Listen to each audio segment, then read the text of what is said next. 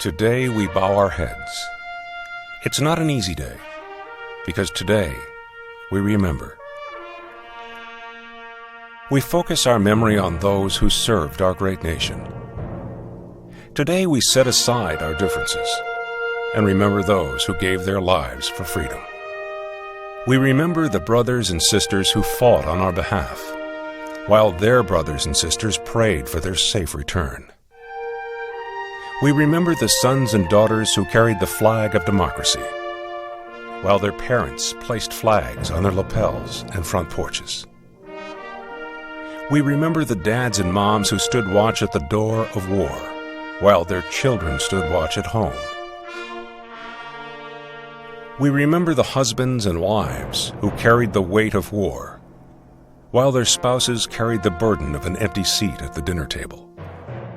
Each one our brother, each one our sister, each one our son, each one our daughter. We remember their honor, sacrifice, and courage. We remember that they paid the ultimate price for our freedom. Today we kneel and remember. With compassion and love, we turn our memory to the lives of those who served on our behalf. We honor those who've fallen in service. Yesterday, December 7th, 1941, a date which will live in infamy.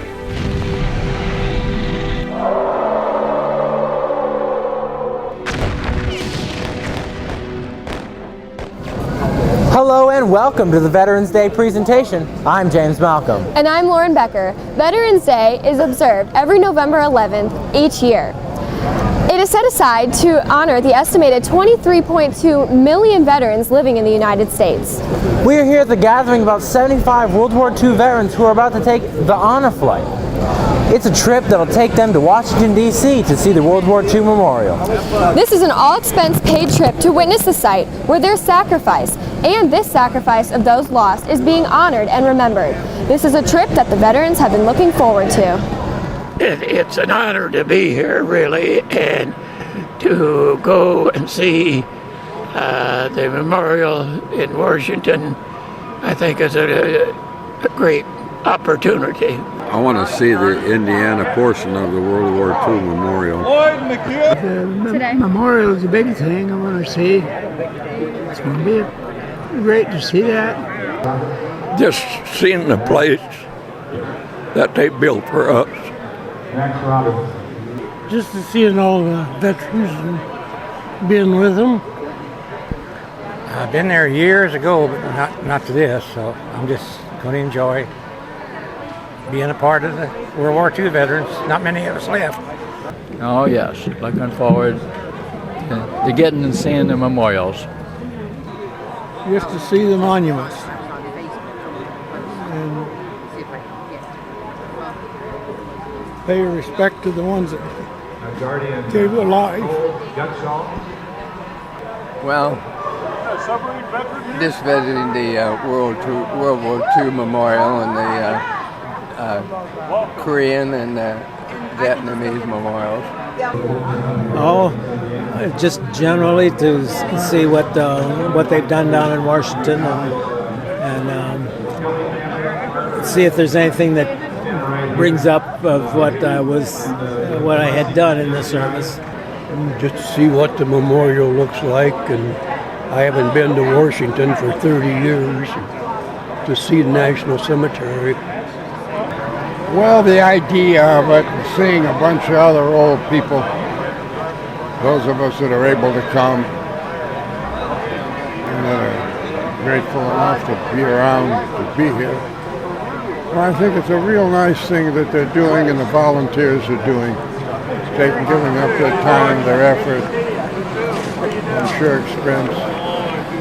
Real nice. It's appreciated. Great nice. Veterans Day originated as Armistice Day on November 11th, 1919, the anniversary of the end of the First World War. Congress passed a resolution in 1926 for an annual observance. November 11th became a national holiday in 1938. Veterans Day is not to be confused with Memorial Day, a common misunderstanding according to the U.S. Department of Veteran Affairs.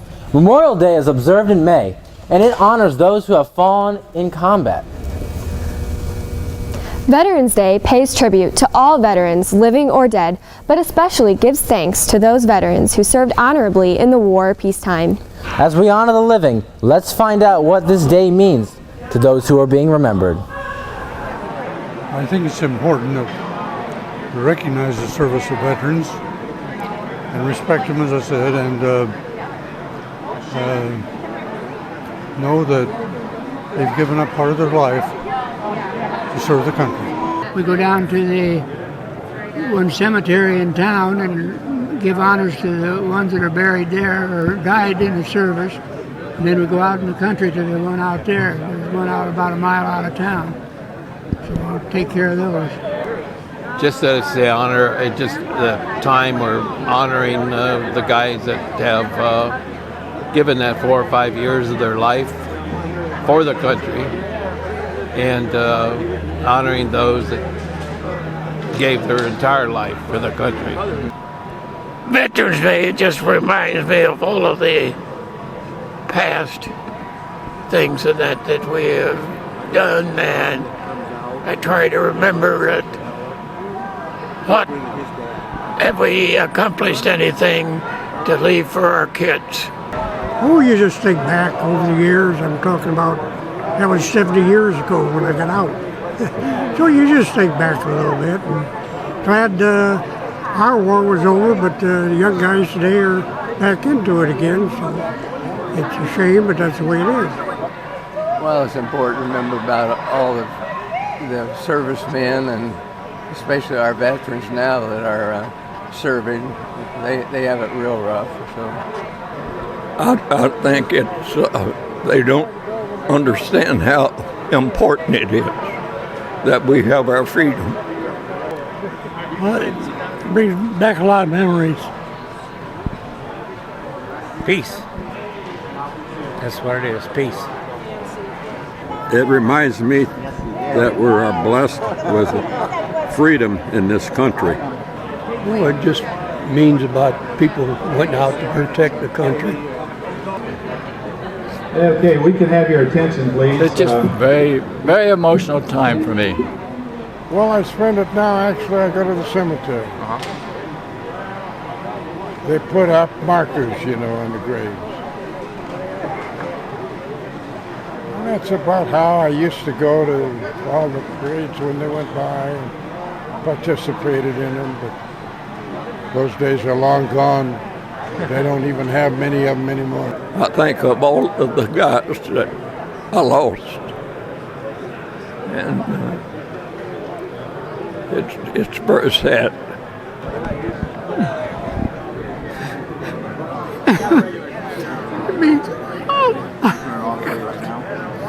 It means a lot.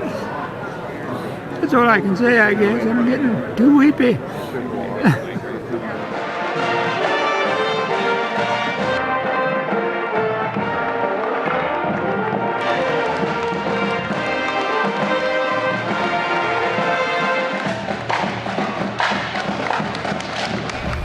A veteran is a person who served in the military in times of war or peace. These young men and women left their home at an early age after enlisting in the military or being drafted. These young adults were asked to complete unbelievable missions and see things that will forever be engraved in their memory. These people returning home will forever be changed. I made 3 trips out to the Pacific, and I've been fortunate to have gone to Europe several times and other parts of the world that it gave me inspiration to do, just to see the world.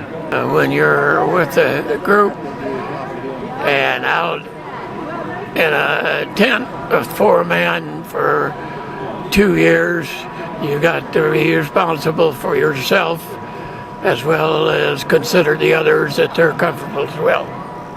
And this has followed my life, to be responsible for self and try to think as others help. I saw a lot of people dead,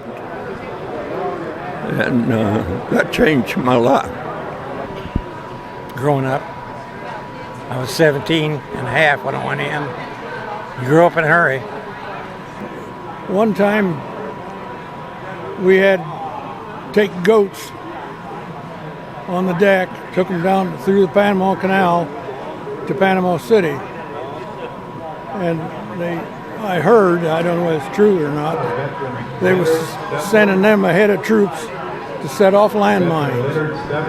I even had the pleasure, because they bombed it, you know, they blew out the windows and everything. I even had the pleasure of having my picture taken urinating through that big picture window that Hitler always was seen in front of. And I kept that picture for years until the children started growing up and my wife hid it, and I don't know whatever happened to the picture. Wish I had it. Probably the camaraderie that develops when you're faced with death and whatever. So I think it's probably this type of thing that is the biggest difference. We wake up in warm beds. We eat and drink whatever we want and live our lives with little risk to our safety. We even can talk to our loved ones face to face. The soldiers who are fighting for us lead drastically different lives. I don't think they realize all the things that you go through, all the duties that you have to do and things like that. We had to pick up a fellow that had been AWOL for about a year from his outfit, and he was wanting to go back to the United States, so we had to go and get him. And we was going through the British zone. We had all the paperwork. We were supposed to get a meal as we went through there, and they wouldn't feed us. So we did without food for 24 hours. We survived. Trained to learn how to jump out of airplanes, that type of thing. We walked 20 miles about every other day and all that stuff. Learned how to fire a 30 caliber machine gun, that type of thing, I guess. Chip deck, invade, and all that kind of thing, you know. Regular old sailor. We just stand guard and watch for subs. Chip the deck, paint, and then a few weeks later chip it again and paint. I was in the armed guard. We took care of the guns on the Liberty ships. Did whatever we had to do, whatever it took. But what were you? I was a tank commander for a while, until I was relieved of that because I was too tall. And after they spent thousands of dollars training me as a tank commander, they found out I was 6'2", and I got fired. The only time in my life I ever got fired. I was on a landing craft all the time, and we unloaded cargo ships, took stuff into shore, and we were prepared to haul troops in if we had to.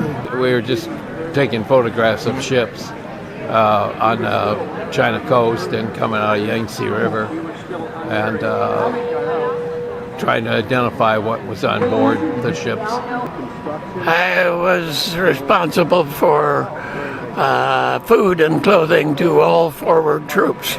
And I was in the Philippines, and I went from Manila to Baguio.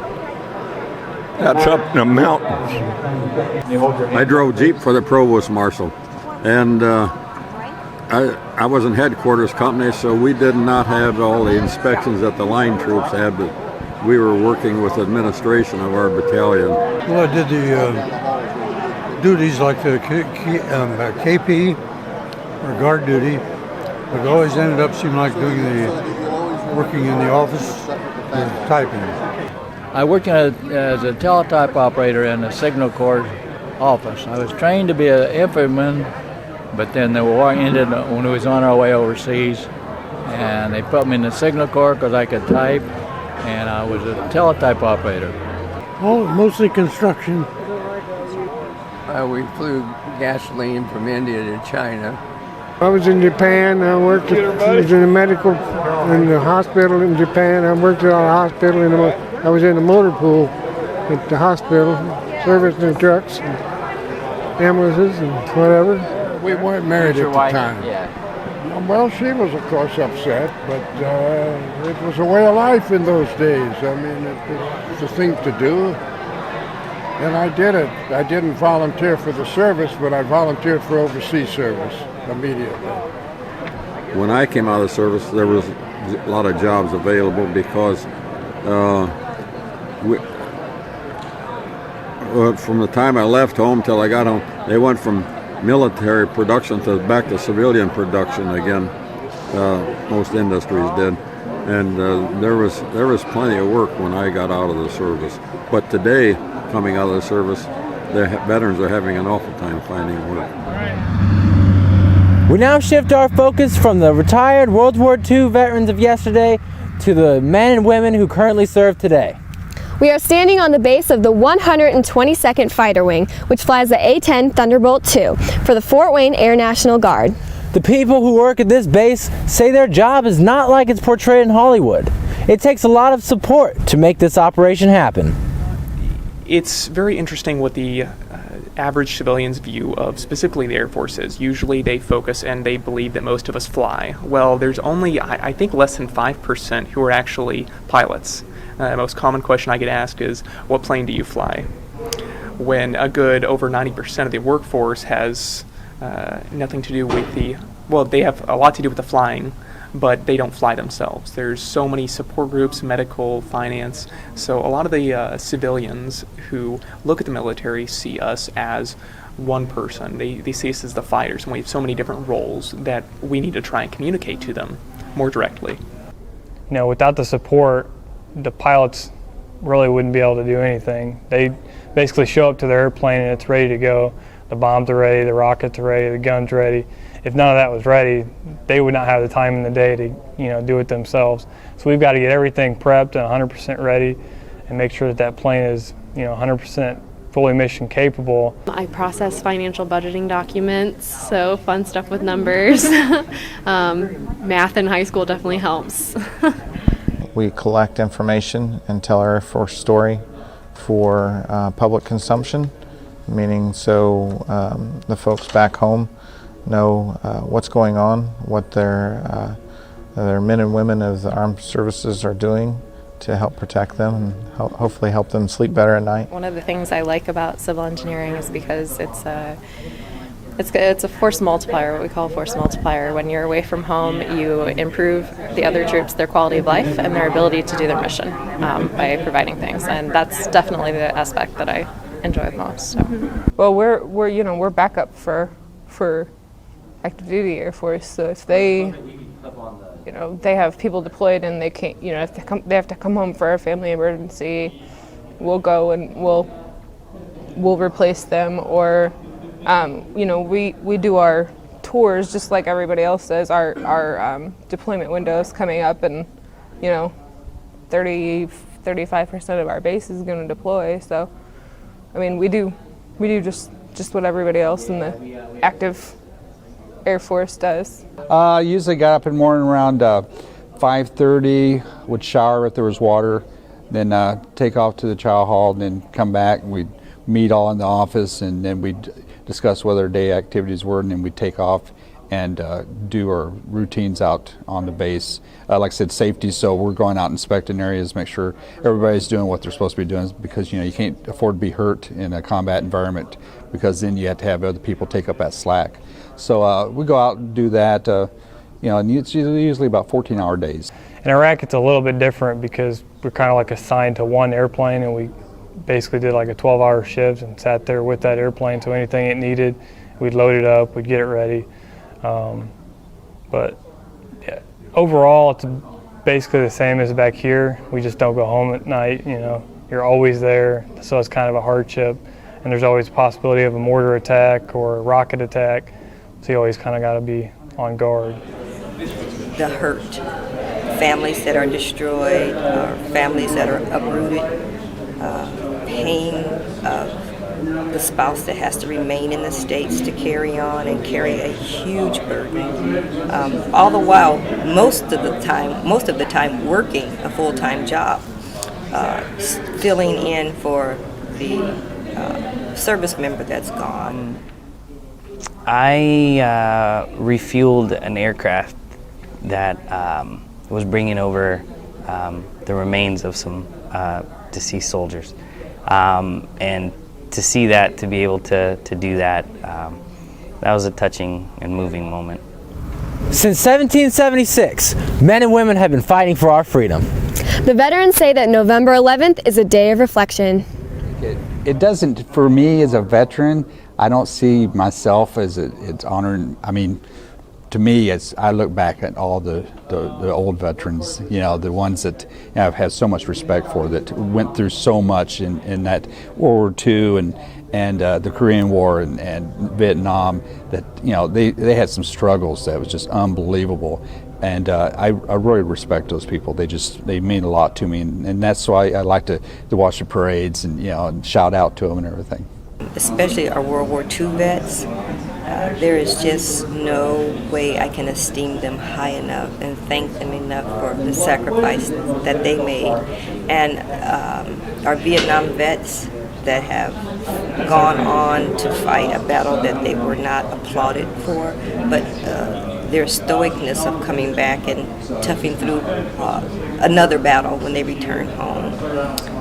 And right now, our current soldiers, how when they come home, a lot of them without limbs, but they meet the new challenges. I've been pretty lucky because I'm much younger than some of the older veterans, and they had it a lot tougher than I had. If my father was a Vietnam vet, and the stuff that he's had to go through compared to what I've had to go through are entirely different than the things that I've seen in my lifetime. I'll get up very early in the morning, and I have purchased 200 miniature flags, and me and my family will take those to our local cemetery and place flags to honor those folks that were veterans on our tombstones.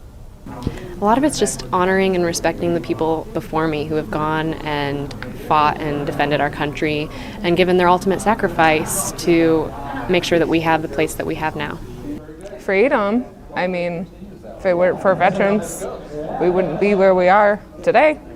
It means it's a chance to honor all of the people who have deployed, unlike myself, and the sacrifices that a lot of them have made. It holds for me, all the men and women who have served and gone overseas, and some of them have given their lives, but it's not only about giving your life, it's about dedicating the time and away from your family, and really putting the work in, even if you didn't sustain an injury or weren't killed. You still put a lot into it, and all those veterans deserve that day to really reflect. That's where you gotta take a step back and reflect. Just kind of thank those that came before us, and a lot of them laid their life on the line and perished and allowed us to be where we are now. Thanks for watching, Carroll. This is Lauren Becker. And James Malcolm for Carroll High School. We hope you have a great day. And be sure to thank a veteran.